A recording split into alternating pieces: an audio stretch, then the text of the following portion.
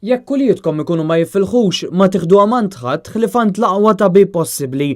Bl-istess mod nippretendu li l-gvern jara li l-isptarijiet tagħna jmorru għall-aħjar biex niżguraw li pajjiżna jkollu l-aqwa sistema tas-saħħa possibbli. Iddikjara dan il-kap tal-Partit Nazzjonalista Adrian Delija li f'riċeviment tal-attivisti tal-partit u jgħid li l-Partit Nazzjonalista mhux se jippermetti lil min jisraq lil Malta u se jibqa' jistinka sakemm l-isptarijiet jiġu lura ant il-poplu Malti biex verament jitmexxew minn professjonisti serji. U kienet jirreferi għall-iżviluppi tal-aħħar jiem fejn sar magħruf li 30 xahar biss wara li ħaddu l-isptarijiet lokali Vitals issa se jagħmlu l-qlieħ u biċċa kummerċ meta jgħaddu kollox għand kumpanija oħra, Stewart Healthcare.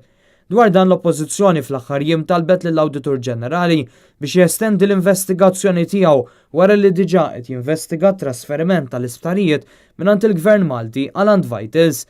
Fid-diskors tiegħu lill-attivisti, il-kamp tal-Partit Nazzjonalista tkellem ukoll dwar l-aħħar snin diffiċli tal-Partit Nazzjonalista, iżda qal li l-uffiċjali kollha tal-partit huma determinati u konvinti li dak li ma kienx tajjeb jitranġa.